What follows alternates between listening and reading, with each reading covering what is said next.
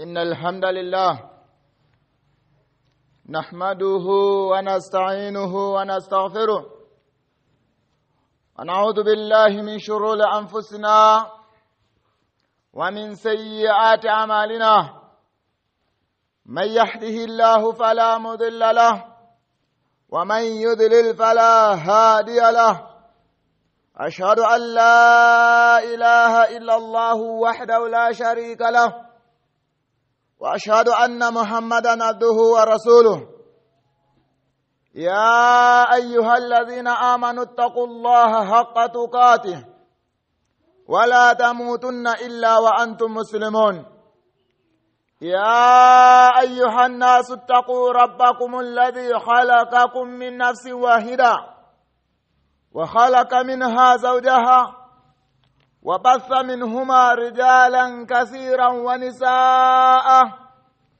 واتقوا الله الذي تساءلون به والأرحام إن الله كان عليكم رقيبا يا أيها الذين آمنوا اتقوا الله وقولوا قولا سديدا يصلح لكم أعمالكم ويغفر لكم ذنوبكم ومن يطع الله ورسوله فقد فاز فوزا عظيما. أما بعد فإن أصدق الحديث كتاب الله وخير الهدي هدي محمد صلى الله عليه وسلم وشر الأمور محدثاتها وكل محدثة بدعة وكل بدعة ضلالة وكل ضلالة في النار.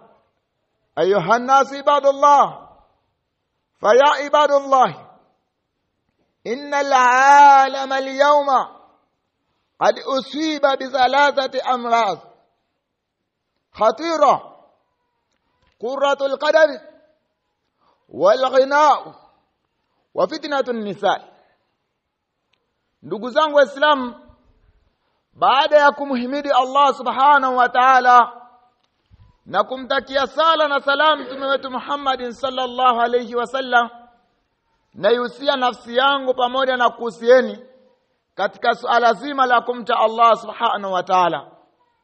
Ibadallah, enyi waja wa Allah subhanahu wa ta'ala, inna dunya, hakika ya dunia, al-yawma qad usiba bi thalathati al-amrad. Dunia ya leo, zama zetu za leo, hakika zimekumbwa na zimepatwa na maradhi ya aina tatu. Hakika haya maradhi yamempata kila mmoja katika ulimwengu wa sasa hivi. Hawe mwanaume, hawe mwanamke, hawe mtu mzima, hawe kijana, hawe shekhe, hawe ni mtu wa kawaida, hawe mwanafunzi, hakika maradhi haya, maradhi matatu katika ulimwengu wa zama za leo, katika ulimwengu wa sasa hivi, yamempata kila mtu. Ni mtihani uliokuwa mkubwa, na ni mtihani ambao shetani hakika amewaweza wanadamu, na kila mwanadamu akapata na mtihani wa namna kama hii, maradhi ya namna kama haya.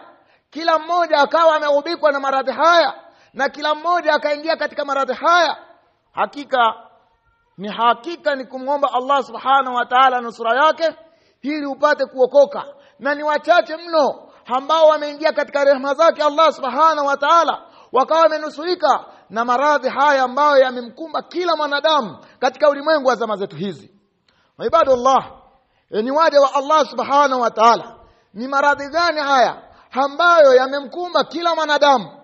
Kila mtu, akiwa ni shekhe, akiwa ni mtu wa kawaida, mtu mzima, mwanaume, mzee, kijana, mwanamke, binti, maradhi yakawa yamempata mambo kama haya. Moja katika maradhi hayo ni gonjwa la kupenda mpira wa miguu, mpira wa kuangalia katika ma-TV. Hakika mtihani huu umewapata waliokuwa wengi, na hakika watu waliokuwa wengi wameingia katika mtihani huu mpaka ikawasababishia baadhi ya ibada ambazo wanapaswa wazitekeleze kwa muda wake wakawa wanaziacha, wakawa wanazitoa katika muda wake. Ni waja wa Allah subhanahu wa ta'ala. Maradhi haya ni khatira, ni maradhi yaliyokuwa ya hatari mno. qurratul qadami, mpira wa miguu, wal ghina'u, na muziki, wa fitnatun nisa, na kupenda wanawake. Haya ni maradhi ambayo kila mtu moja katika haya maradhi lazima hawe nalo. Kama hujapata nusura ya Allah subhanahu wa ta'ala na rehema zake Allah subhanahu wa ta'ala, lazima ugubikwe na moja ya maradhi haya ambayo shetani amewapambia watu, na Mayahudi wakapambana katika njia mbalimbali kwa ajili ya kuharibu dini ya Allah subhanahu wa ta'ala, kwa ajili ya kuharibu njia ya Allah subhanahu wa ta'ala, ili kila mmoja hapate kuingia katika maradhi haya, hapate kuingia katika mtihani huu, na hata yale yaliyokuwa wajibu kwake yeye. Ibadallah, kullu wahidin, kila aliyekuwa mmoja min hadhihi al-umur yufsidu al-qalba, katika mambo haya yanauharibu moyo wake, wayudhayyu al-waqta, na yanakuwa ni yenye kumpotezea muda wake, wayubaidu al-abda min rabbih au an rabbih. Na haya maradhi matatu niliyotaja yanakuwa ni sababu ya kumweka mbali mja wa Allah subhanahu wa ta'ala kunako Mola wake. Haya maradhi yanamweka mbali kabisa na Mola wake, kumtaja Mola wake, kukaa chini akakisoma kitabu cha Allah subhanahu wa ta'ala, akasoma sunna za Mtume sallallahu alaihi wasallama. Haya maradhi yamekuwa ni sababu kubwa ya watu kuwatenga na kuwaweka mbali na radhi Allah subhanahu wa ta'ala, na kuwaweka mbali na yale ambayo yanapaswa kuwa ni wajibu kwake yeye. Ni waja wa Allah subhanahu wa ta'ala. Gonjwa la kwanza ambalo tutaanza nalo, ambalo hakika ulimwengu umeghafirika, ili gonjwa limewakuma kila mmoja akagubikwa na gonjwa hili, kila mmoja akaingia katika mtihani huu, katika fitina hii. Ni gonjwa la qurratul qadami, mpira wa miguu, mpira wa kuangalia, wa tadhi'ul waqt, na mpira ukawa unampotezea muda. Inna qurrata alqadami swarat dinan li ba'd an-nas, hakika mpira wa miguu imekuwa ni dini kwa baadhi ya watu. Yani likawa ni jambo kama vile ni dini, ndilo jambo wanalolishangilia, wanalolishobokea, wameliweka katika mioyo yao. Kila sehemu, katika kila kijiwe unakuta masimilizi yao ni mpira. Kila kona, kila sehemu ambapo umekuta watu wawili watatu, ima wazungumzie kuhusiana na Simba, ama kuwazungumzie kuhusiana na Yanga, ama wazungumzie kuhusiana na timu ambazo hata wala hajawahi kusikia, hata wala hajawahi kufika sehemu ambapo wanachezea. Lakini wanadamu kwa akili zilivyokuwa mbaya wamefikia hatua hiyo. Qala Allah subhanahu wa ta'ala, Allah subhanahu wa ta'ala amesema katika kitabu chake kitukufu, wal asr innal insana lafi khusr illa alladhina amanu wa amilus salihat wa tawasaw bil haqq wa tawasaw bis sabr. Allah subhanahu wa ta'ala anasema wal asr, wao al-qasam ni wao ya kiapo. Allah subhanahu wa ta'ala anaapa, wallahi ninaapa kwa zama, wallahi ninaapa kwa zama. Na Allah subhanahu wa ta'ala ana haki ya kuapia kile anachokitaka, lakini wewe hauna haki yoyote ile ya kuapia kile unachokitaka. Lazima uapie kwa Allah subhanahu wa ta'ala. Allah subhanahu wa ta'ala akaapia kwa zama za al-asr, kama alivyoapia akasema wal fajr, ama kama alivyoapia akasema wadhuha. Allah subhanahu wa ta'ala akawa ameapia kwa zama, akasema ninaapa kwa zama, naapa kwa kipindi cha asri. Innal insana lafi khusri, hakika ya wanadamu wamo ndani ya hasara. Wanadamu wote wamo ndani ya hasara. Hasara gani? Hasara ya kupoteza muda wao na mambo ambayo hayana manufaa kwa wao hapa duniani wala akhira. Watu wamefikia hali ya kuchukiana kwa sababu ya mpira. Watu wamefikia hali ya kuuana kwa sababu ya mpira. Watu wamefikia hati ya kuingia katika mambo ambayo ni haramu, katika shirki, katika madhambi makubwa, yale yote ambayo yanaunajisisha moyo. Mtu akafikia hatua ya kuingia katika mambo kama hayo, kama shirki, kama riba, katika maasiya, katika mambo ambayo si halali kwake yeye, Uislamu unamkataza, lakini mtu akaingia kwa sababu ya mapenzi ambayo yamekita katika moyo wake, mapenzi ya mpira. Ni waja wa Allah subhanahu wa ta'ala. Kwa hiyo watu wakaufanya mpira huu wa miguu na kupoteza muda wake ni kama dini, ni sehemu ya dini kwake yeye. Yushajaunaha, wanashadishana kwa sababu ya mpira. Huyu anahamasisha huyu na huyu anahamasisha huyu, anasema vipi, umeonaje kuhusiana na Simba, umeonaje kuhusiana na Yanga? Kila mtu akajenga mapenzi ndani ya moyo wake kwa sababu ya timu ya mpira. Wayataasabuna, na wakawa na taasubu katika mambo ya mipira, sio taasubu tena katika mambo ambayo ni haki kwake yeye. Hima akawa na taasubu katika dini yake, akawa na taasubu katika mambo ambayo ni faradhi kwake yeye, lakini amejenga taasubu katika masala ambayo yanapoteza muda wake, yanapoteza umri wake, yanapoteza mambo mengine mengi ambayo kwake yeye anapaswa, ilikuwa ni haki kwake yeye kuyafanyia kazi, na yakawa yanampotezea. Wayudhayyuna salati walwajibati min ajliha, na huu mpira ukawa ni sababu ya kumpotezea kwake yeye swala, ukawa ni sababu ya kumpotezea kwake yeye mambo ambayo ni wajibu. Kwa mfano, kama ni wakati wa kusoma, kukaa chini, ni muda wa darasa, ni magharibi, lakini kuna baina ya darasa na kuna mpira, basi sasa yeye anachagua bora aingie katika vibanda ambavyo ndani ya vibanda hivyo kuna watu wanavuta sigara, kuna watu kuna pombe, kuna watu wanaongea maneno machafu, kuna watu wanavua wanabaki huchi, lakini anaacha sehemu ambapo malaika wanakuwa karibu, anaingia katika vibanda ambavyo sio sahihi. Hii ni hali ambayo imewakumba wengi katika Waislamu, si salafi, si hizbi, si mtu wa bid'a, si mshirikina, si kafiri. Kila mwanadamu amekumbwa na janga hili na mtihani huu wa kupenda mpira. Mwanamke kwa mwanaume, mtoto, kijana, mzee, wote wameingia katika mapenzi haya ambayo sio haki kwa wao kuingia katika mapenzi kama haya. Ibadallah, enyi waja wa Allah subhanahu wa ta'ala, na watu wakaifanya nyoyo zao, matamanio yao yakawa yanaelekea katika mpira. Allah subhanahu wa ta'ala anasema, afaraaita man ittakhadha ilahan ahwa, afaraaita man ittakhadha ilahu hawa'u. Hivi je, umewaona wala ambao wamemfanya Mungu wao ni matamanio ya nafsi zao? Yani wakafanya kile wanachokipenda ikawa ndio kama Mungu wao. Hawana kitu kingine wanachokipenda, wanakuwa ni wenye kupenda mpira zaidi ya Allah subhanahu wa ta'ala. Aqulu qawli hadha wastaghfirullah.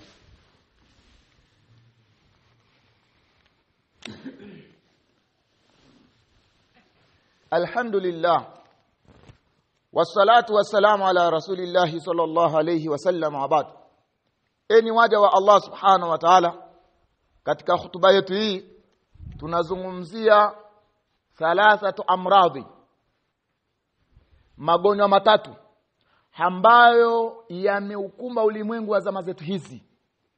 Magonjwa matatu ambayo yameukumba ulimwengu wa leo, dunia ya leo, ikiwa mojawapo ni gonjwa la mpira. Watu kupenda mpira mpaka wakafikia hatua wakaacha yale yaliyokuwa ya wajibati, yale ambayo ni faradhi kwa wao, yale ambazo ni haki za Allah subhanahu wa ta'ala, wakawa wanashangilia na kuelekea katika vibanda vya mipira. Allah subhanahu wa ta'ala anasema, afaraaita man ittakhadha ilahahu hawa'u. Hivi je, hamjamuona yule ambaye amemfanya Mungu wake kuwa ni matamanio yake? Qala al-Hasan al-Basri, akasema al-Imam al-Hasan al-Basri, hao wengine wanasema al-Hasan al-Basri, hawahu, matamanio haya ya nafsi, ima hawiyatuhu nafsuhu fattaba'ahu wa taraka amra Allah, ni yale ambayo ameyafanya kuwa ni matamanio ya nafsi yake na akawa anayafuata hayo matamanio kila alichokipenda, na akawa anaacha zile amri za Allah subhanahu wa ta'ala ambayo amemwamrisha Allah subhanahu wa ta'ala, akaacha nayo akafuata kile nafsi inamwamrisha nini, nafsi inapenda nini. Nafsi ikawa inamwamrisha, bwana leo tuingie katika mpira, kuangalia mpira, leo tuingie katika sehemu fulani, leo tufanye hivi. Hayo ndiyo yakawa matamanio ya nafsi yake.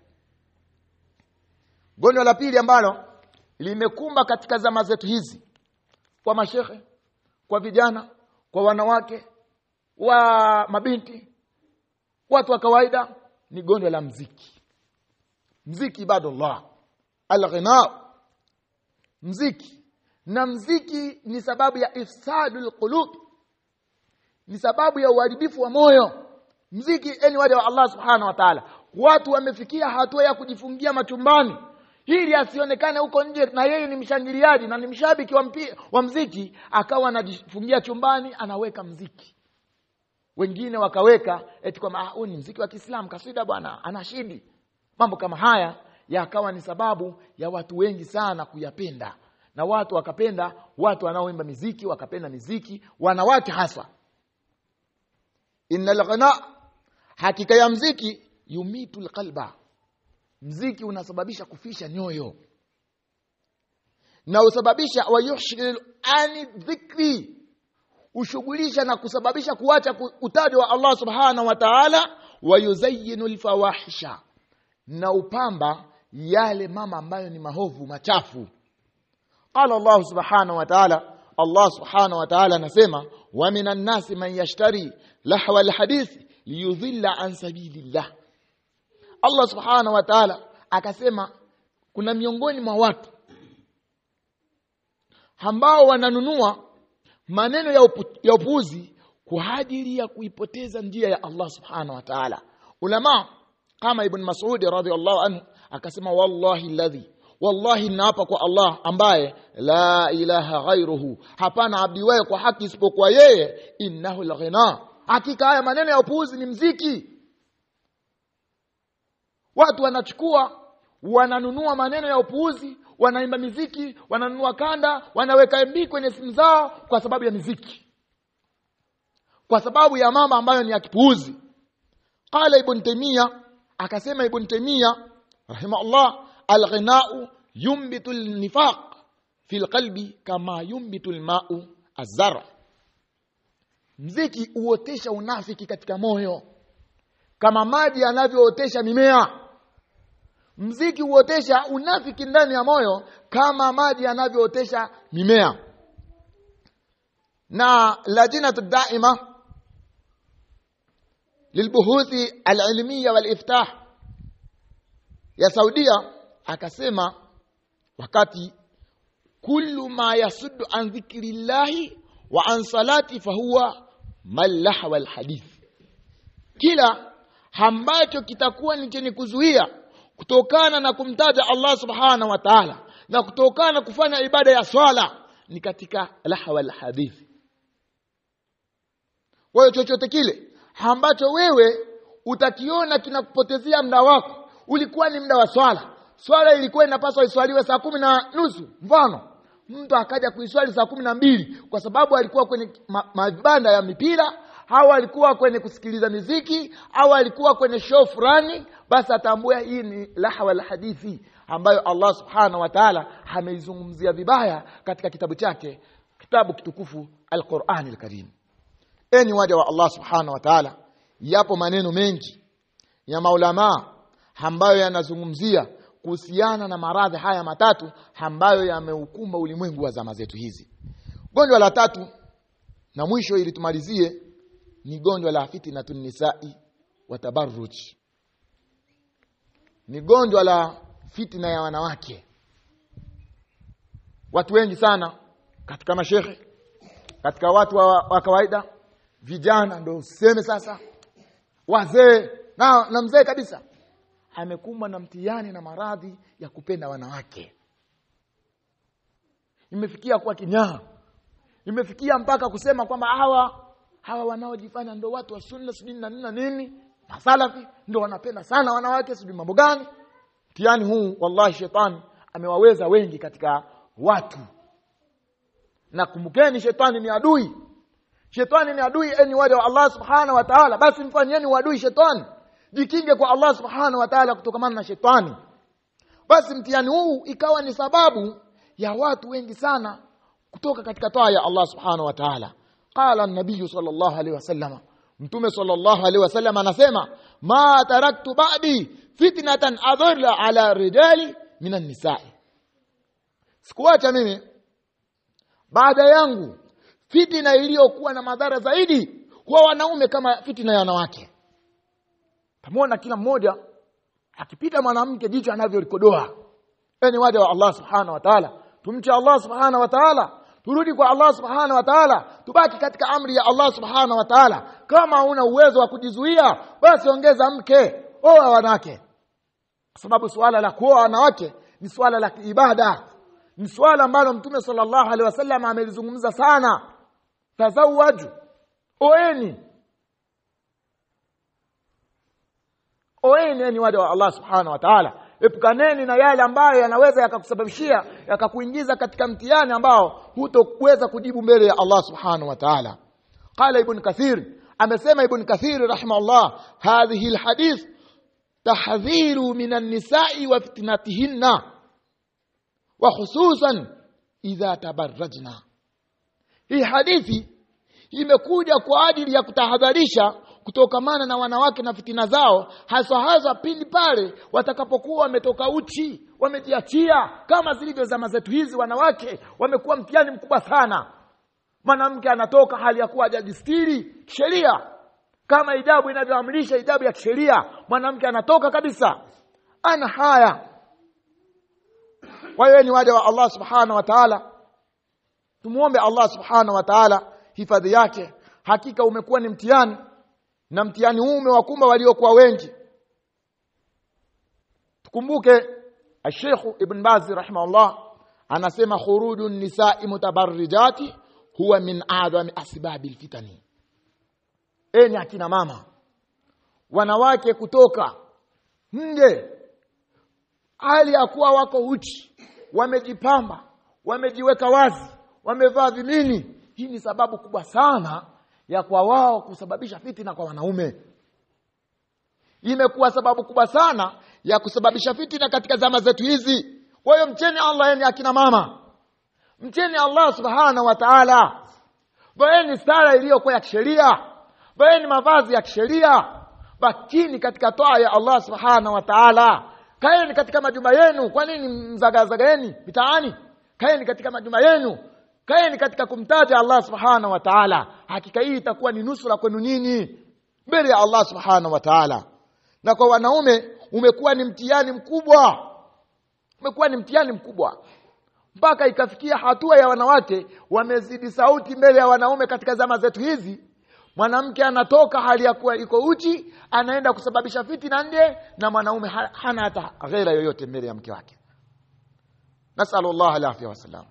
Enyi waja wa Allah subhanahu wa ta'ala, hakika tumuombe Allah subhanahu wa ta'ala hatukinge na maradhi haya, hatukinge na mitihani hii, hasa mtihani ambao umewakumba waliokuwa wengi, mtihani wa mpira, mtihani wa muziki, mtihani wa wanawake.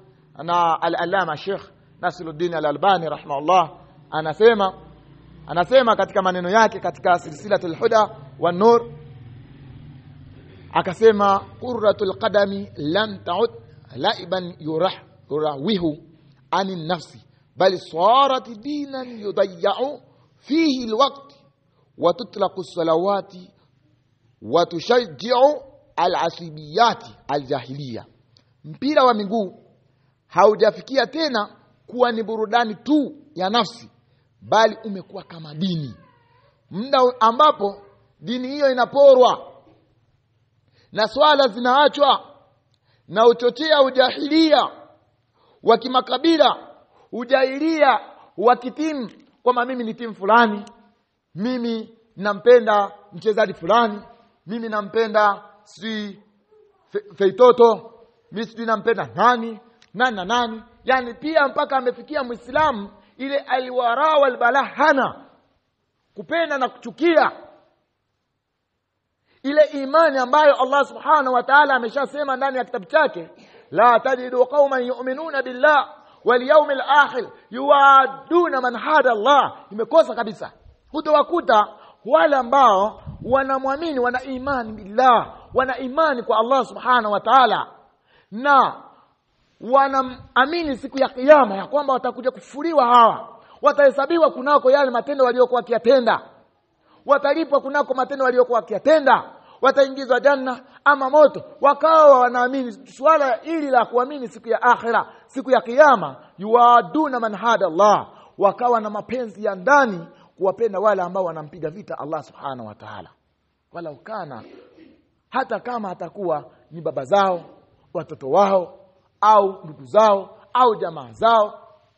Ulaika kataba Allahu fi qulubihimul imana, au ni wale ambao Allah subhanahu wa ta'ala ameandika ndani ya nyoyo zao imani, wa ayyadahum biruhi minhu, na akatilia nguvu kwa roho itokayo kwake Allah subhanahu wa ta'ala. Wale ambao wamekuwa na imani dhidi ya wale ambao wanampiga vita Allah subhanahu wa ta'ala, hawezi wakawa na mapenzi nao. Lakini unamkuta Muislamu ana mapenzi na mtu ambaye anamkana Allah subhanahu wa ta'ala, anakana uwepo wa Allah subhanahu wa ta'ala, na anaipiga vita dini ya Uislamu, lakini ana mapenzi dhidi yake. Unamkuta mtu ana mapenzi na Messi katangaza wazi katika mitandao yake akifanya uadui dhidi ya Allah subhanahu wa ta'ala. Uko wapi wewe Muislamu dhidi ya hela ya dini yako wewe?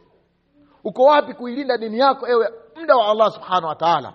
inna Allah wa malaikatahu yusalluna ala nabi ya ayyuhalladhina amanu sallu alayhi wa sallimu taslima. Allahumma salli ala Muhammadin wa ala ali Muhammad kama sallaita ala Ibrahim wa ala ali Ibrahim innaka Hamidum Majid. Allahumma barik ala Muhammadin wa ala ali Muhammad kama barakta ala Ibrahim wa ala ali Ibrahim fil alamin innaka Hamidum Majid. Nas'alullaha ayyubassirana bidinina ويصلح قلوبنا ويجعلنا من التوابين المتطهرين. وآخر دعوانا عن الحمد لله رب العالمين وصلى الله على نبينا محمد وعلى آله وصحبه وسلم. أقيم الصلاة.